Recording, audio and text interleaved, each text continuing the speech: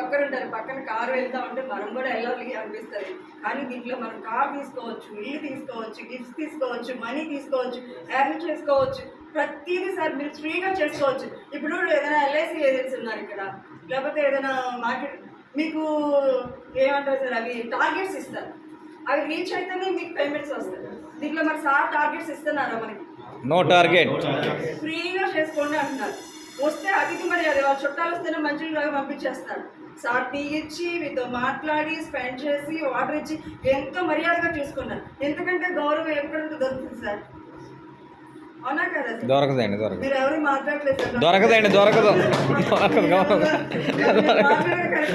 మాట్లాడుతూ ఉంటే దొరకదండి, దొరకదు సార్. మనం ఒకటి సార్, అంతా మన మార్కెటింగ్ పర్సన్స్, ఎనీ అదర్ ఎక్కడెక్కడ చేసేవాళ్ళు కూడా మనం ఒక కూటమిలా కలిసి ఉన్నాం సార్.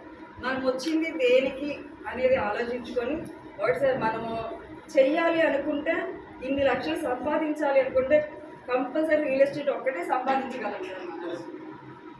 కానీ ఎలా ఎఫెక్ట్ పెట్టాలంటే కస్టమర్ దగ్గరికి వెళ్ళినప్పుడు మనం వీళ్ళు ఇవ్వరు అలానే కాకుండా మనం ఫాలోఅప్ చేస్తే, సార్ ఇన్వెస్ట్మెంట్ పెడుతున్నారు సార్, ఎవరు చూసి పెడుతున్నారు? కంపెనీని చూసి పెడుతున్నారా సార్?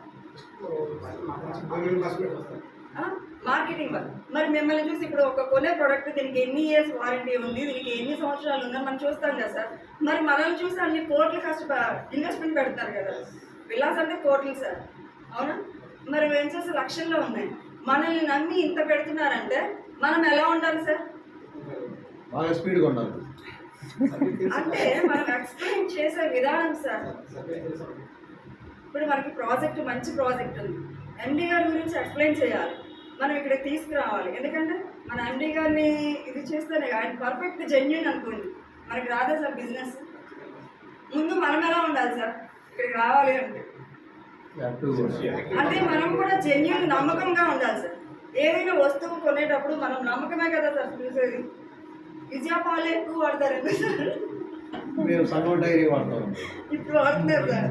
అట్లనే మనకి ఏంటంటే ఒక నమ్మకం అనేది ఫస్ట్ ఆఫ్ ఆల్ మన జర్నీలో అది చాలా చాలా ఇంపార్టెంట్ సార్, అవునా సార్? మనం ఆ నమ్మకాన్ని కాపాడుకుంటే బిజినెస్ ఆటోమేటిక్గా వస్తుంది సార్. ఎందుకంటే మనం తప్పు చెప్పం, ఒక ప్రోడక్ట్ గురించి మంచిగా చెప్తాం. పలానా అంటే ఒక రమేష్ గారు ఉన్నారు, పలానా దాంట్లో చేస్తున్నారు, ఎన్నో సంవత్సరాల నుంచి చేస్తున్నారు, ఆయన మంచి కంపెనీలో చేస్తున్నారు అంటే మీ బట్టేగా సార్ వచ్చింది బిజినెస్, అవునా కదా? మరి అందరం నాకు చాలా మరి తప్పైతే సారీ ఏమనుకోవచ్చు.